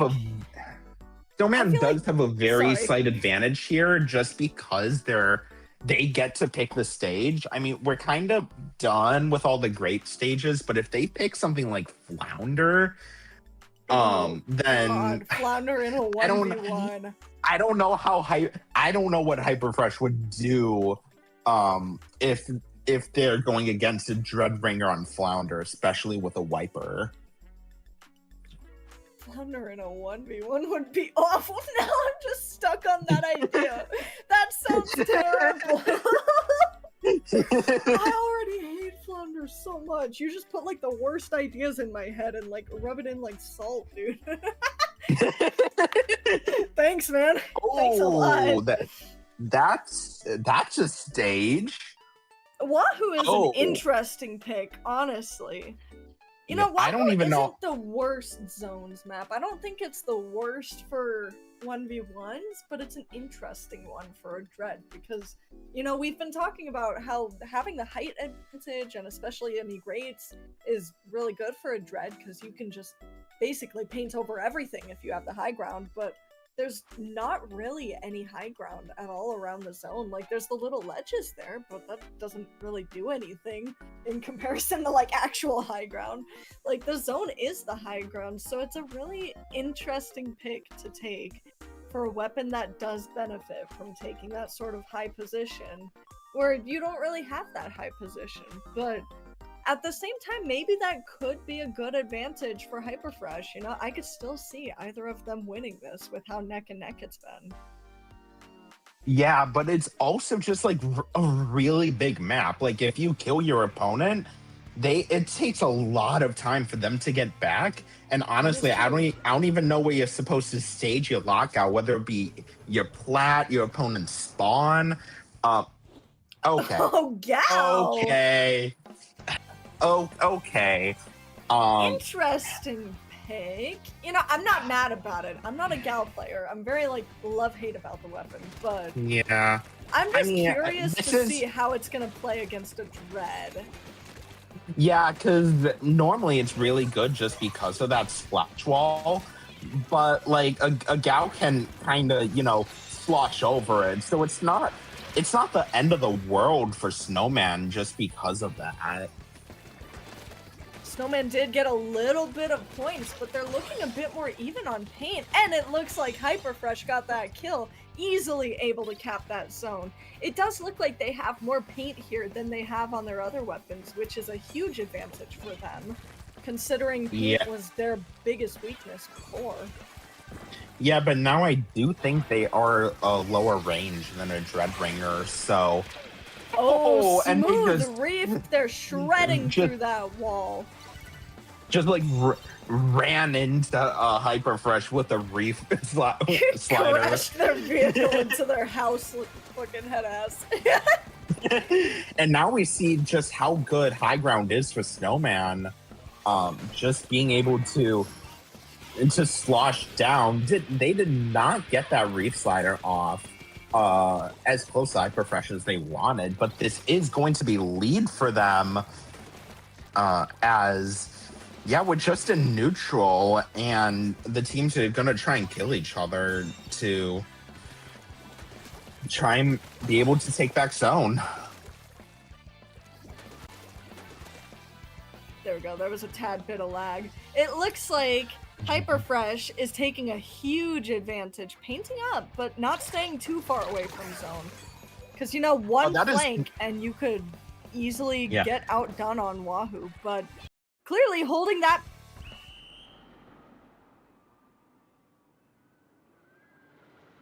They win. Yeah, that is Snowman with the knockout and winning game 5. I applaud it, dude. That was such a tight match. I applaud Hyperfresh for working so well against a Dread, because a Dread is such a strong weapon. But at the same time, Snowman did take it back at the very end there, and they were able to push back in and really just take up that space in such a good position, which, now that I was thinking about it, Wahoo was an interesting map to do that on, because there's a lot of space to flank, and it's harder to catch those flanks, and especially with just generally how big the map is, it's a lot more time wasted just getting to the zone. So it was interesting to see how that matchup worked out, but it looks like it did in fact work in Snowman's favor. So, good pick, good win, good matches from both of you. And that's all I gotta say.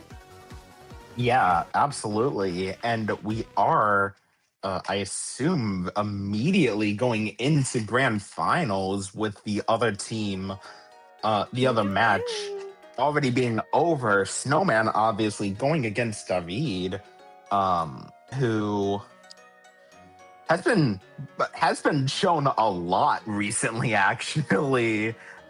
they did win last week, which is, I don't know how you would win last week. I remember when my team was just playing for, what was it, 3-4 hours straight, and we were tired after all that. So being able to play from like what, 7:30 to 1 a.m., like I applaud them. Yeah, honestly, I do applaud the people who stuck through last week. It was a gruelingly long tournament for all of us. I'm not gonna lie, you guys weren't the only ones who were tired. And we were having a hard time. I can't imagine being one of the players who made it to the end and just having to sit through like 6 hours of clan blitz. Dude, I could never. That's why we're not doing that again. We're making sure that doesn't happen again, because that was way too much for like everybody here. But that's why we're gonna make sure it's not happening again. Some things you gotta learn the hard way. Some things you gotta take 6 clans and shove them up your butt or something. Okay. He's just typing shit. Yeah. But the thing with Davi is, from what I remember 2 weeks ago, they did play V-Shot a lot, which is very interesting. I'm just happy it's not 52, Gal. But anyway, I'm just glad it's not 52. Yeah, but yeah, it's definitely going to be interesting. I know I did say that Trizuka is not as good against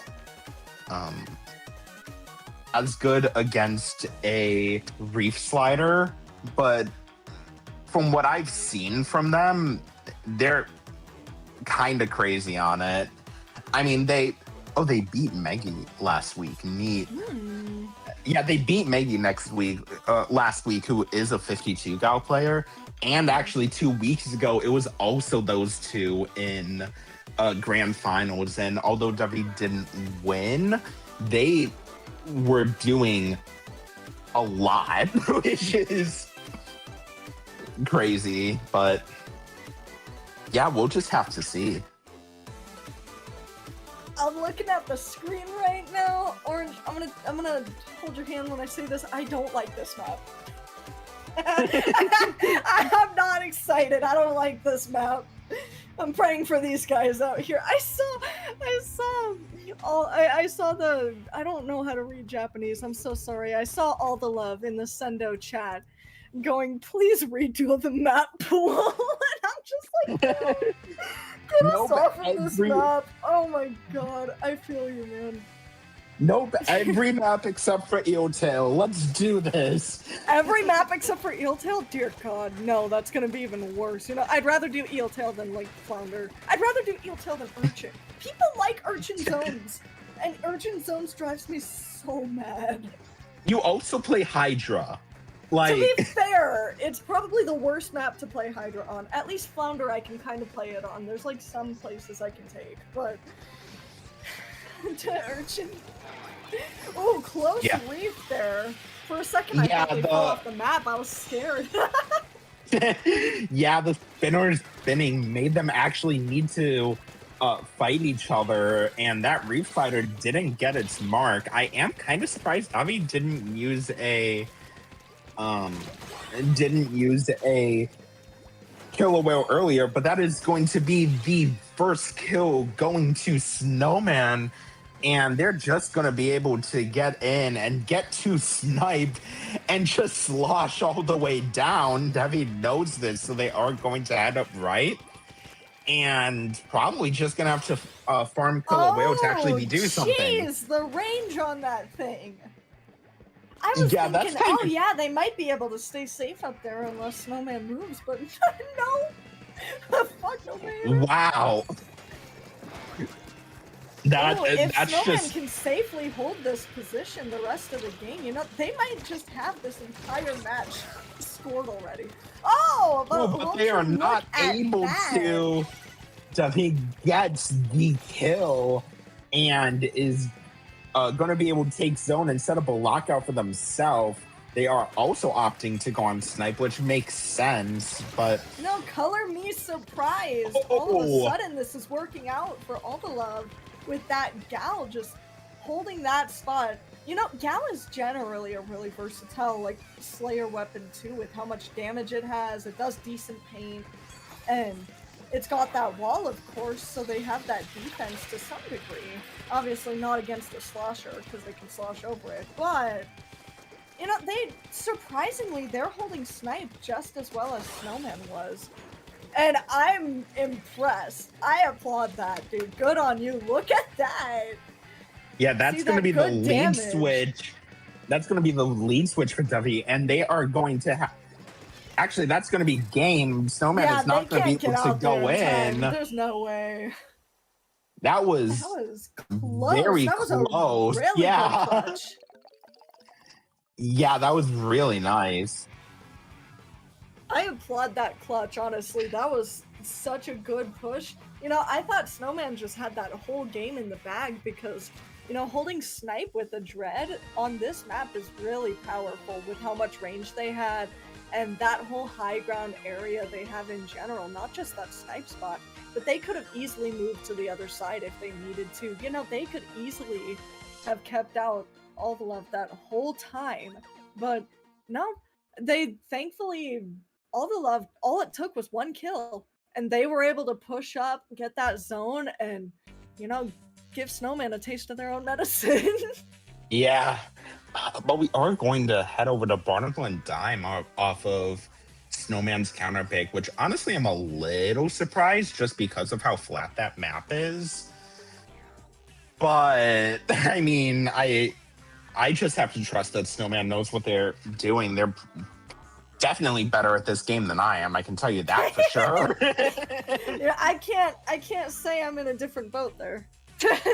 But yeah, I will say Barnacle and Dime is a pretty good zones map. It's a pretty versatile one. As much as it is just flat, it is that sort of flatness gives it a lot of room for a lot of weapons. You know, it's got flank routes, it's got like side pits, it's got, I feel like for me personally, it's got enough going on to where it feels like balanced and even. But at the same time, it does take away a lot of that high ground advantage for Snowman. And, you know, if All the Love decides to use any of that high ground, eyes emoji, I see a Kraken. Yeah, that's going to be a 96 deco for David. That is okay. Oh, it still is a splash wall. That makes sense, but that is going to be a lot more range for W, which is unsurprised. I'm kind of unsurprised. And neither of them even capped the zone. Yeah, I don't even know where. This is another one where I don't even know where they would set up a lockout. I mean, I guess it would be the plat, but yeah, when I lock out, I lock them out on plat, but at the same time, with those side alleys, you know, they could easily just get around that if they're camping on plat. And it looks like you've got a Kraken trying to go in and get that kill, but with how big Kraken is and how mobile you are swimming in ink, it's not always too hard to avoid a Kraken, and it looks like they've easily done so. But it looks like All the Love got that pick, got zone, and now we can see where they're gonna pinch them off. Just like you're. Yeah, that's gonna be a very clean kill for David, and I do feel like this is not going to be as lockout heavy as a 4v4, because not only do you just need to get killed once, but kind of in a 4v4 you need to get plat, then you need to get stacks, then you need to get the zone, but like not really here. Yeah, like they didn't even need to take like any control of plat to get to the zone, and now it's just a neutral game back and forth, both of them just trying to cap that zone. You know, Snowman has a reef. Any second now they could be rushing in and fighting with that. Yeah, David was in it. Oh, they don't even pop it. Turns out they don't get the chance to. Yeah, David was being very nice. smart there, staying on the snipe area of stacks, because you can't really refight it up there even if you want to. Oh. But they are going to be killed, and not only is Snowman going to get the zone, but he is going to have a penalty applied to them. They do have So- a pretty hefty lead, though. So, I mean, it all really depends on how well Snowman can hold up there. Ooh. And speaking of, look how short that holdout was. Snowman couldn't even get through their penalty, and I mean, yeah, they have a big lead, but also, like, we saw them. We saw them literally last game. Like, it doesn't matter how good your lead is. If your opponent gets one good push, that's it for you. It could genuinely be it if they get one good kill, one push, and they just hold it. So, you know, all the love might be holding up pretty strong here, but all it takes is them getting in one inch too close and Snowman getting that kill. So I could still see them getting this, but with how short time they have, on second thought. That's On gonna second be thought. game 2-0. On second thought, that's game. I am surprised, honestly. I wonder... Like, no, I mean, they were playing. They probably weren't watching the stream. But I was thinking, like, oh, what if they saw how Snowman was playing and saw that the gal was working against them? But probably not. They were playing. They're both players. Who am I kidding? But, you know, I am genuinely impressed, you know, especially with that being such a versatile weapon on zones specifically. It is really nice to see like a good strong frontline still be able to counter it and push up against it, even if it is just that slight range advantage that 96 has, or maybe that Kraken being some sort of distraction at times. Like, you know, all those little micromanagement things, they made it work out, and I'm really curious to see if we're going to get a full 3-0 or if Snowman's going to pick up the pace and get back out there, get another win. We might see this turn around because, honestly, yeah, as we were saying earlier, one good kill and it could be game. So I could see Snowman easily taking this back because they're not being pummeled. They're not being plowed over. They're still being a strong fighter. They just need one right little move and they can skyrocket right up to a win. Yeah, we can absolutely talk about how great David is. Like 3+ grand finals in a row, but like Snowman has absolutely been holding their weight, and I wouldn't be surprised if we saw a win here. That is going to be a heavy.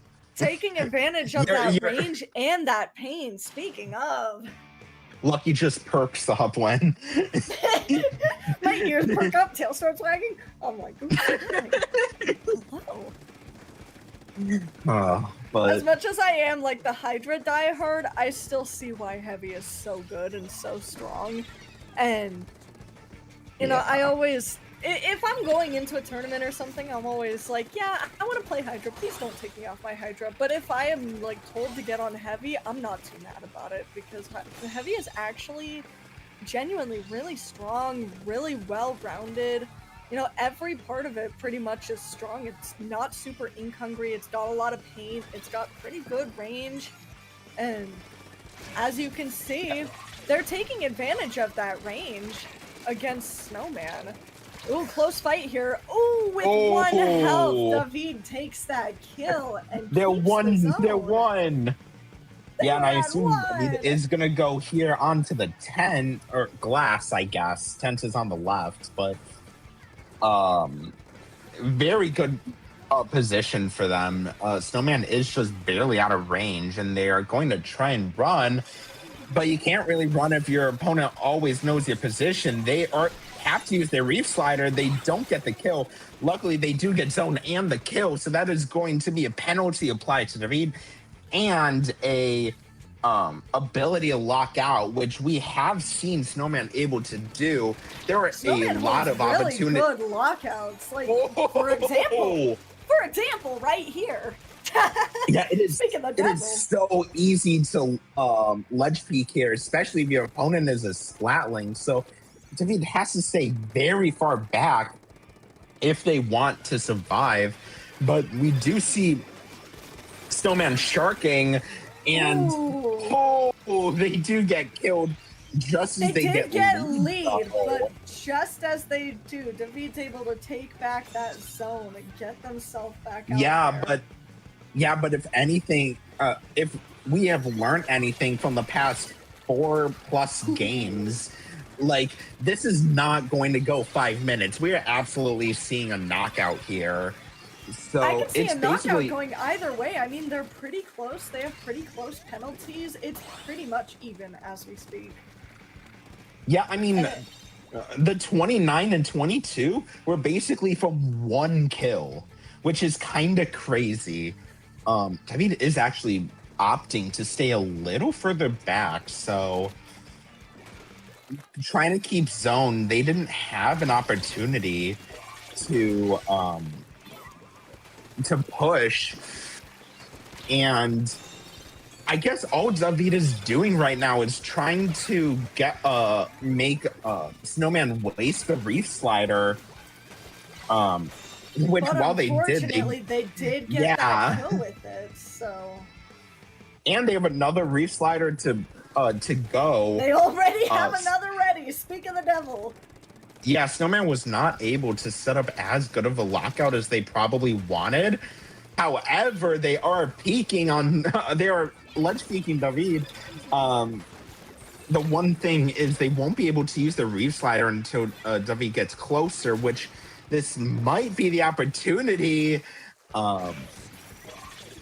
But Snowman is down. Nice positioning on that Splatling kept them just Oh. safe enough to avoid that And they have reach, to- but they have to cap zone. With 5 remaining, Snowman loses the zone. Oh, that was so close. That was really close. I hadn't And been looking at the scores, and then I look up and I'm like, holy shit, he's got 5 left. and it Or might be in a even less here. 1v1. Yeah, it's always crazy how you are able to just pop aura, but it happens a lot, especially in these in these finals matches. Ooh, and another speaking of Snowman kill. with the good lockouts, once Yeah, again, David's gonna have to do something quickly. 15 ticks. I don't think it's gonna be enough. David is going to be knocked out here, and honestly, Ooh. it was 20 seconds left. Like, that could have gone to 5 minutes, honestly. But It could have, you know? Prediction correct. It was a knockout. It was a knockout, but Barely. yeah, it was pretty close to 5 minutes. But- Yeah, that was. I bet all my savings on Kalshi for you. this is why we do. This is why we do gambling. This is why we're gambling. For legal reasons, don't gamble unless it's fake stuff. Fake money is better to gamble than real money. Can you gamble by like Venmoing me like $5 for every match that you watch, please?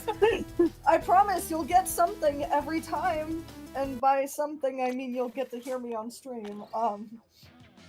Yo, I we got don't have much else. We got gambling on the backside. Yes. I think Kentucky lost, sadly. No, come on, do your conch shells. Put your conch shells on stream.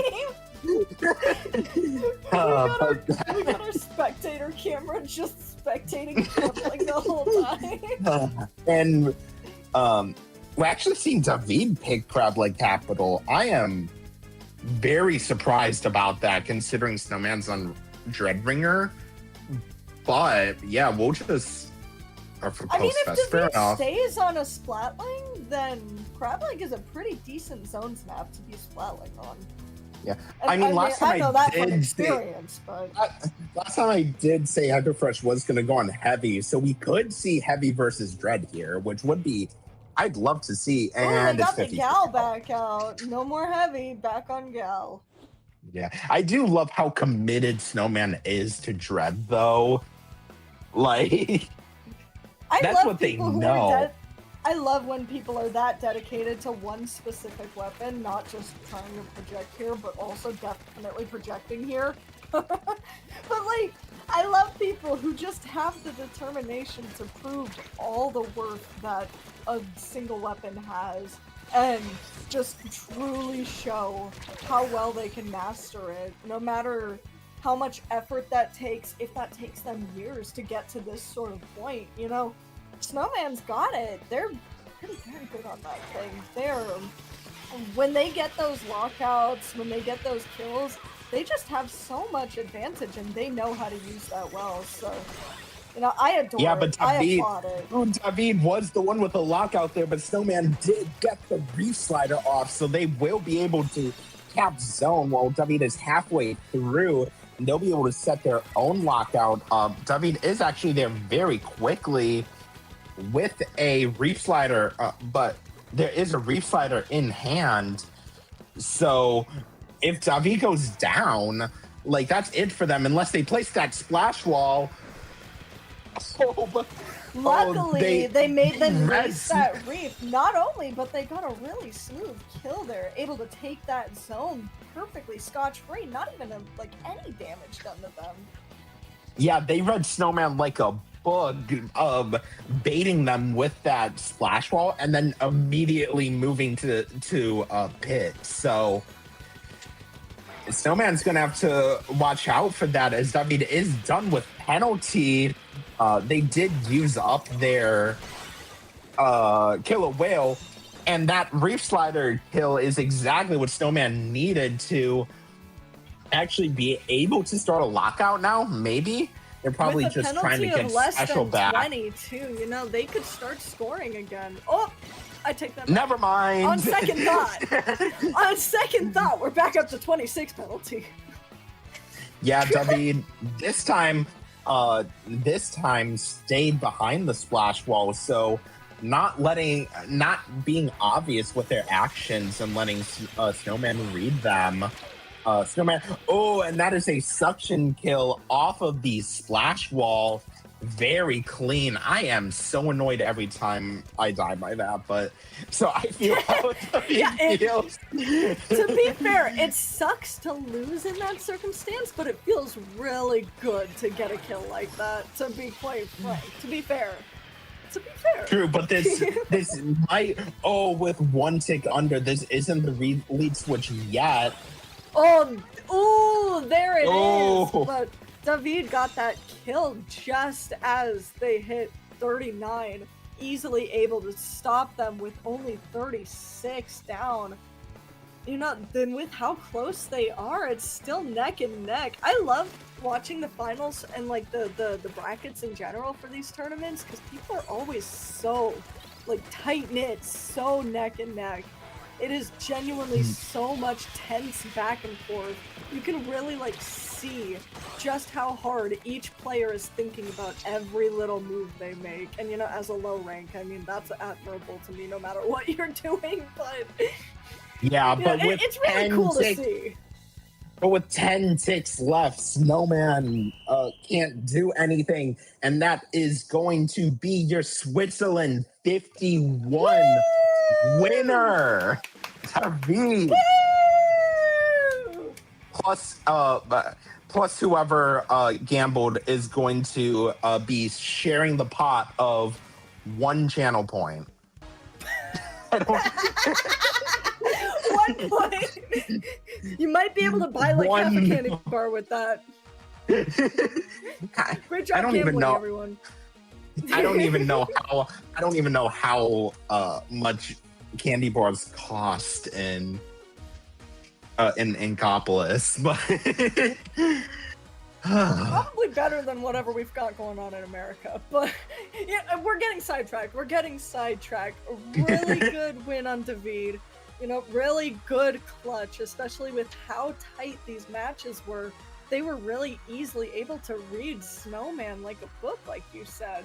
There were some times where they could just, at least it looked like they predicted every little move they were going to make and easily countered it and got that kill. And I'm just satisfied. I'm really impressed. And I mean, in everyone I've seen here, of course, but to go through matches that tight knit and be the one surviving with like 1 health and the enemy with like 5 remaining, like, it's crazy. It's fucking crazy to see. Good on you, David. yeah, absolutely. But Are we doing an interview? we are not. So that is going to be us for today. Lucky, where are they able to find you? You can find me on Twitter, YouTube, and Twitch under the username Siribubs, SIRIBUBZ. You can also see me in game with the name Hydra Star in all caps because I love my little Hydra. And I don't know, you could see me here next week probably. So there's that too. I'll be around. I'll be around. Or we can see Lucky in an open match because I matched against him. Yeah, for some reason, out of nowhere, I saw you the other day. I was like there were like 2 or 3 people that I think it was just 2, but there were like 2 different people that day who were messaging me, just like, Lucky, I saw you in game. I was like, why is like everybody following me? Yeah, I'm just that popular, I guess. Yeah, but anyways, you are able to find me on Blue Sky on Shu0063 at Blue Sky. And I'll absolutely be here probably next week. We'll see soon. And yeah, that's it for us. Thank you to everyone for playing. Thank you to everyone for watching. Thank you to everyone for giving us your money. Yeah, there will be more gambling in the future. I can tell you that. But anyway, and last but not least, thank you to the amazing Tio and streamer Taki for putting this entire tournament on. We love you, Taki. Just being the best ever. Go check him out. He's been streaming on the Twitch channel or YouTube channel you are watching this on right now. I don't feel like checking the schedule for when next. But anyways, that's going to be us for Switzerland 51. Goodbye. Booyah! Booyah! Booyah! Booyah!